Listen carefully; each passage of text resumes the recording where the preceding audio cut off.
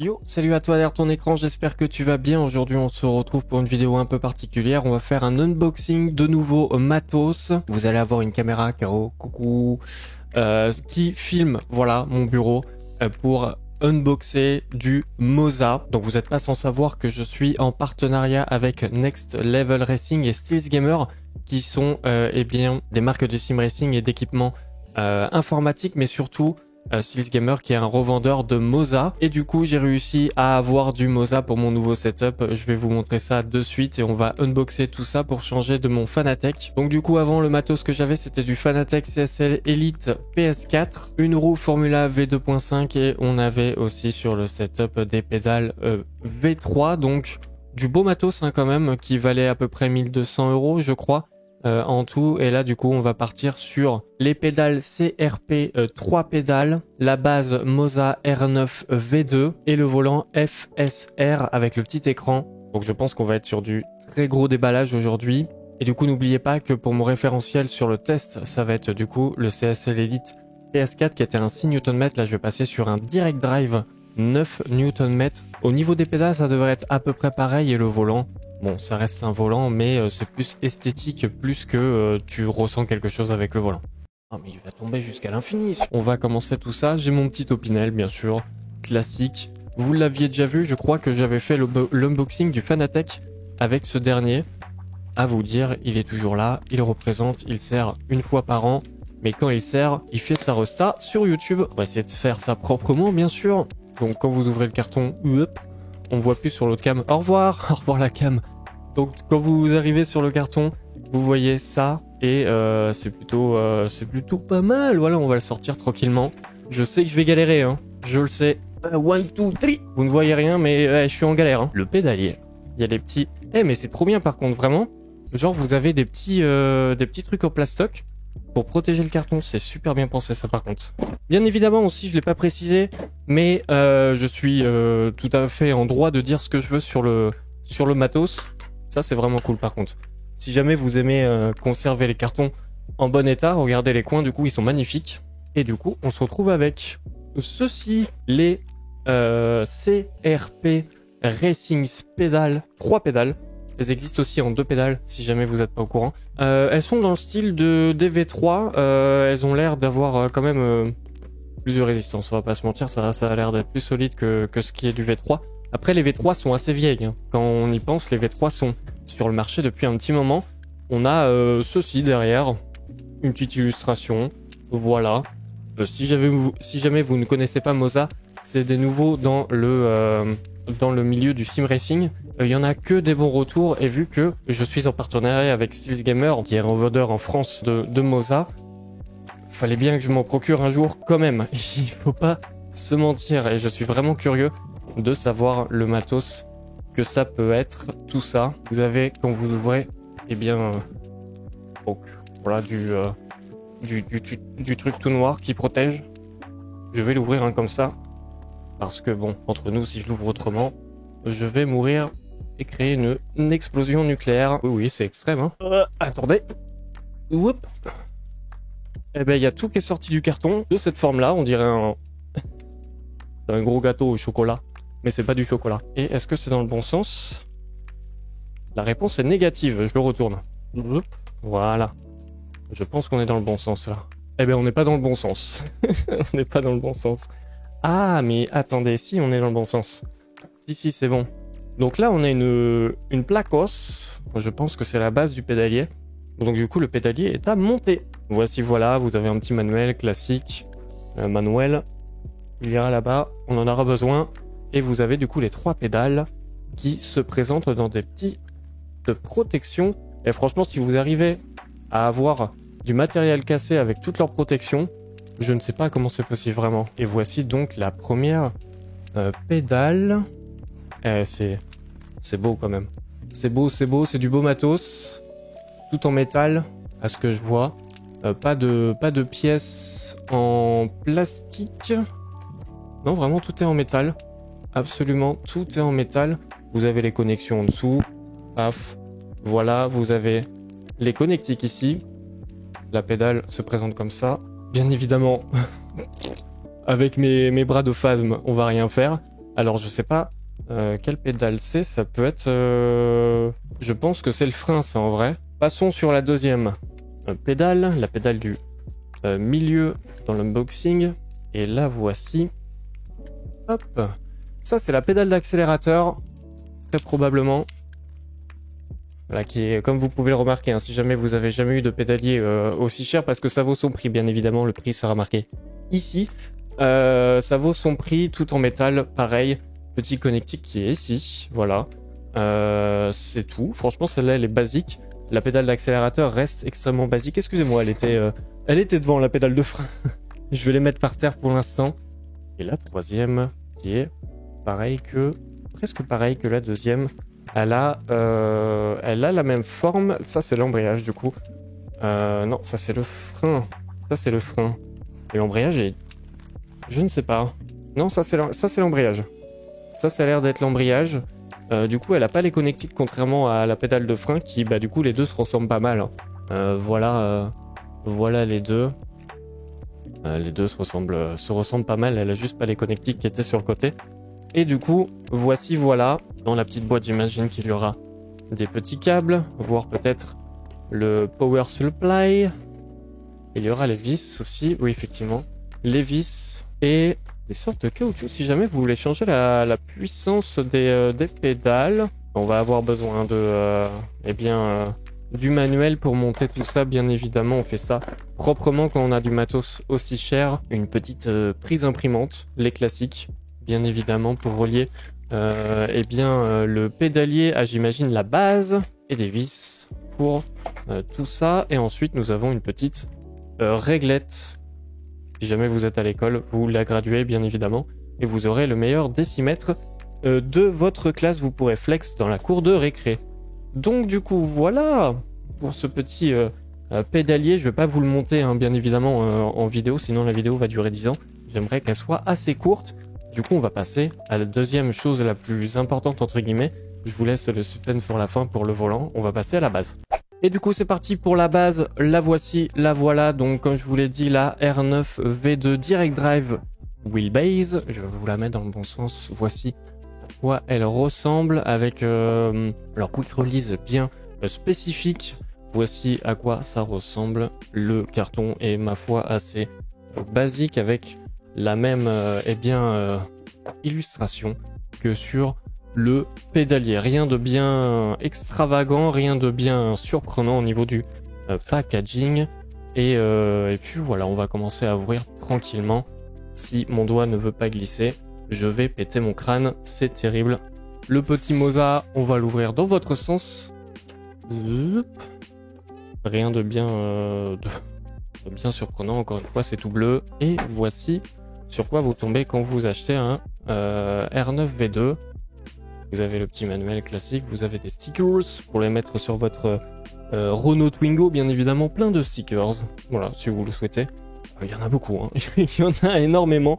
Si jamais vous le souhaitez, bien évidemment. Nous arrivons du coup sur la prise. Voilà, vous connaissez, la prise imprimante, bien sûr. La prise secteur. Voilà, câble assez basique. Il a l'air assez court, ma foi, quand même. Ça a l'air vraiment assez court, mais c'est du classique, hein, vous connaissez. Si la protection veut se barrer. Et ma cam s'est encore cassée. Voici, c'est vraiment cassé. Du coup, hop, la suite. Le bloc alimentation, je me disais quand même le câble était vraiment petit. Des connecteurs visiblement propriétaires à Moza, pardon. Et la grosse boîte, hein, vraiment, je vous laisse regarder la taille au niveau de ma tête pour comparer. Et du coup, on va arriver sur la base qui me paraît, ma foi, assez petite. Bon, on a des petites clés Allen, bien évidemment. Et du coup, la base, toujours bien emballée, bien sûr. Le carton, au revoir. Et donc, voici la base. Moza R9 V2. Direct Drive, elle est en vrai super petite. Elle est vraiment super petite. Elle est en noir mat. Elle est en noir mat. Je vous la montre d'en haut. Je pense que c'est mieux. Elle est en noir mat avec le petit Moza là sur le côté. Et voilà. Elle est assez... pas grand chose à dire dessus. Elle est assez lourde pour sa taille, mais elle est vraiment assez petite. Vous avez du coup des connectiques derrière qui sont Dash, E-Stop, USB, DC Input, Power. Vous pouvez l'allumer par derrière. Très bien, parfait. Elle est jolie, elle est classique. Et puis on va passer du coup à l'élément le plus beau en vrai, mais le moins utile, le volant. Quand je dis le moins utile, bien évidemment, c'est ce qui vous donne le moins de performance. Du coup, voici la petite boîte de protection comme tout à l'heure, avec le pédalier, une petite boîte de transport Moza. Donc on va ouvrir ça tranquillement. En tout cas, si jamais vous le souhaitez, bien évidemment, j'en profite tant que j'ouvre ce dernier colis, si jamais vous le souhaitez, pour regarder les offres que mon partenaire Seals Gamer ont à vous offrir, que ce soit au niveau du châssis pour du Next Level Racing ou du Moza. Si jamais vous voulez passer sur du Moza, n'hésitez pas à passer sur leur site Steels Gamer. Vous avez une promotion avec mon code Karmar pour avoir 5% sur votre commande entière. Bien évidemment, vous connaissez, c'est des liens de partenaires. Si jamais vous passez par là, moi ça m'aide. Et vous avez le produit avec moins de trous au niveau de votre compte bancaire, bien évidemment. Voici, déjà tombé. C'est déjà tombé. Je me suis dit, ça va mettre très longtemps à tomber. La réponse est non, clairement. Mais ces petits trucs en plastique, c'est cool. Vraiment, pour ceux qui veulent garder les boîtes propres. Du coup, regardez, elles sont parfaites, les boîtes. Bon, un petit pet ici, mais vraiment, c'est pas comme certaines boîtes qui arrivent, elles sont déjà tout vécues de votre matos. Donc voici à quoi ressemble la petite boîte du FSR Formula Wheel, donc le volant le plus cher de la gamme de chez Moza. Et vous pouvez le voir avec quasiment tout le setup que je vais avoir, mis à part la base qui est pas la même. C'est plutôt pas mal, c'est beau, c'est beau. Ouais, des stickers, let's go! Ma vie est géniale. Voilà, des petits stickers, le manuel bien sûr. Vous avez visiblement, et ça c'est quand même intéressant, regardez, absolument tous les stickers, comme vous pouvez le voir. Je pense qu'en haut ça se verra mieux. Vous avez genre plein de stickers. Bon là du coup je vois plus. Je vois plus, mais vous avez plein de stickers.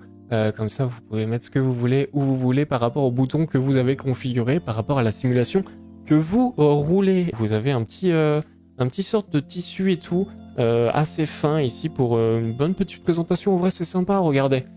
Regardez, c'est plutôt sympa. Je vous assure que j'ai pas envie de tirer, mais je suis obligé de tirer visiblement. Ah voilà. Hop. Vous avez la petite protection bien évidemment du volant, comme tout le matos que je vous ai présenté aujourd'hui. Oh le bruit que ça fait, je vais vous mettre le son du téléphone qui est en haut. C'est extrêmement bruyant, je vous avoue c'est extrêmement bruyant. Je vais vous faire un comparatif avec mon ancien volant, vous allez voir. Donc voici mon ancien volant du coup, qui est le Fanatec V2.5 que je me suis acheté il y a pas longtemps. Palette magnétique, donc exactement la même technologie que ça, écoutez.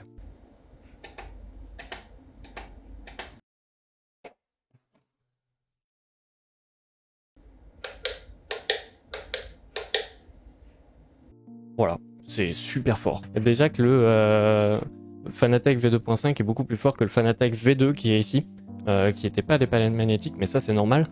Ces palettes sont extrêmement fortes, mais au moins, tu sais quand tu passes le rapport, et au niveau de la sensation, pareil, la course est un peu plus longue déjà. On remarque déjà des différences sans avoir déballé le volant. Hop, regardez-moi ça. Bam, derrière. Oh, en vrai de vrai. En vrai de vrai. C'est très très beau. Attendez, mais c'est très très beau. Là, on est sur un très beau produit quand même. Hein. Là, on est sur un très très beau produit. Effectivement. Ah ouais, les palettes sont vraiment... Waouh! Magnétique de chez Magnétique. Hein. Et vous avez du coup des clutches que j'avais pas avant. Et le petit... en vrai, le petit écran. Pas mal. Je vais vous montrer par ici, ce sera plus simple, je pense. Donc voici du coup le FSR de chez Moza. Oh, vous pouvez voir le téléphone dans l'écran. Vous avez vu, c'est pas mal. Regardez, je l'ai accroché. moment backstage, je l'ai accroché à mon PC de stream qui est en haut là. Donc voici le Moza du coup, FSR. En vrai, cette roue est vraiment très belle. Hein. Vous avez du coup des petits switches, voilà. Je vais essayer de me mettre bien au point, voilà. Là, on est pas mal. Vous avez des petits switches. Là, donc du coup, TC, ERS, très sympa. Très sympa. ABS, turbo, map. Pour les maps moteurs, vous avez des petits boutons qui sont quand même moins appuyés. En tout cas, ils font moins d'efforts pour appuyer que l'ancien. Ça, par contre, il faut beaucoup plus d'efforts pour le tourner. au niveau des manivelles, ces manivelles pour le brake bias, et du coup le différentiel du classique pit limiter, pam pam pam, voilà. Là vous avez un petit stick qui se tourne pas. Sur mon ancien Fanatec, vous pouvez le tourner. Style de volant F1 du coup, qui est assez propre en vrai, hein, c'est assez propre. Revêtement carbone, fibre de carbone, du plastique en haut, Moza Racing derrière, marqué en gros. Le Quick Release ici, et du coup 2 palettes d'embrayage et les énormes, les énormes passages de vitesse. C'est plutôt sympathique. Et puis on va du coup on va mettre tout ça sur mon châssis et puis on va tester tout ça. Du coup j'ai eu une petite semaine de test au niveau de ce Moza et du coup j'ai pu tester ça sur e-racing, sur F1 22 et aussi un peu sur Kartcraft. J'ai pas testé sur Assetto Corsa Competition, mais je pense qu'on a déjà une assez bonne base au niveau des jeux testés et au niveau des styles. Alors je suis encore en phase de réglage parce que c'est assez compliqué à régler, on va pas se mentir, malheureusement avec le logiciel, vous n'avez pas tout qui est réglé au mieux au niveau de ce volant et tout, mais vous pouvez trouver des réglages assez bons sur internet tout simplement, et je vais vous mettre aussi des réglages en description qui viennent du coup de Boosted Media, un YouTuber qui a aussi pu tester ce R9. Donc je vous mets tous les réglages et je suis sur ces réglages pour l'instant, donc c'est plutôt pas mal. Le pédalier qui ne change pas trop par rapport au Fanatec V3, je m'y attendais un peu, je vais être honnête, c'est déjà un très bon pédalier le Fanatec V3 Pedals, donc il n'y a pas trop de différence, mis à part le fait que tu peux mettre beaucoup plus de poids au niveau de la pédale de frein. Sachez que moi j'arrive pas à freiner à fond, donc je l'ai réglé à 55%, ce qui donne 55 kg de pression, car vous pouvez aller jusqu'à 100 kg de pression. Si jamais vous êtes un peu plus baraque que moi, vous pouvez toujours avoir beaucoup plus de précision, parce que plus vous pouvez mettre de poids, plus vous pouvez être précis au niveau de votre dégressif. Donc très bon point pour ce pédalier bien évidemment. Aussi je peux noter par rapport au V3, et je vais le dire à chaque fois, hein, comme je l'avais dit sur l'unboxing, mon seul point de référence c'est vraiment le matos du Fanatec que j'avais avant, donc le pédalier V3, le CSL Elite PS4, donc un volant à courroie, une base à courroie, 6 Nm, et un volant F1 que vous pouvez voir là-haut, voilà, ici. Et mis à part ça, voilà, j'ai pas d'autres points de référence, donc c'est vraiment juste ces points-là que j'ai de référence. Retournons du coup au pédalier. Le gros point qui m'a beaucoup plu, c'est le revêtement au niveau du métal, qui fait que c'est beaucoup plus agréable quand vous posez votre pied. Et surtout, il n'est pas froid, contrairement au métal quasiment brut, juste peint du Fanatec V3. Alors je suis pas un spécialiste en métaux, hein, je ne sais pas pourquoi c'est comme ça, mais j'ai l'impression qu'il est plus mat, et du coup le ressenti est beaucoup plus agréable sur ce pédalier. Vous n'avez jamais froid au final au pied, parce que vraiment quand vous arrivez et que vous commencez à rouler et que votre pièce était froide, votre pédalier est glacé, vraiment c'est pas trop agréable. Il vous faut un peu de temps et tout pour vous chauffer, et que ça chauffe aussi au niveau des pieds. Mis à part ça, en vrai, les deux pédaliers se valent, il n'y a pas une très grande différence. Mis à part du coup le frein qui est beaucoup plus puissant sur le pédalier actuel de chez Moza, mais aussi il est plus élevé en termes de prix, donc c'est tout à fait logique et c'est dans la même lignée au final, et je trouve que les deux valent leur prix. Juste vous avez un pédalier qui est du coup plus puissant au niveau du Moza pour logiquement plus cher, mais les deux prix se valent. Le volant, du coup, l'élément le moins utile au niveau de la performance, je suis encore resté, comme vous pouvez le voir sur les images sur l'écran de base. Vous pouvez bien évidemment le modifier avec des logiciels comme SimHub. Je l'ai pas encore fait, mais ça ne saurait tarder. Mais ce petit écran est pas gênant, hein, rétro-éclairé, LED, donc il est plutôt ok. Il fait le taf. Si jamais vous voulez mettre des trucs personnalisés dessus, vous pouvez. C'est un petit ajout qui ne sert strictement à rien au niveau de la performance, mais qui est toujours agréable sur un volant. Et vous êtes tout simplement heureux de le voir, tout simplement. Et voilà à quoi il sert. Au niveau de la bande de LED, c'est vraiment genre un filet de LED, pas juste des points. Donc je trouve ça un peu plus épuré, c'est joli. Au niveau des switches, au niveau du break balance et du diff, c'est vraiment très dur de les tourner, donc vous pouvez pas les tourner comme à l'ancienne. Sur mon ancien volant, je tournais peut-être un peu trop fort et je touchais, vous savez, là au niveau du pouce, et ça pouvait bouger mon break balance. Là, ça ne peut littéralement pas le faire.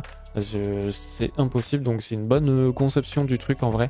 les switches sont beaucoup plus durs que le Fanatec et aussi plat au niveau de l'intérieur ici là. Donc vraiment, il n'y a aucune chance que vous le bougiez à part de se prendre un grand coup de raquette ou des trucs comme ça et que vraiment, genre, vous passez vraiment le doigt dessus.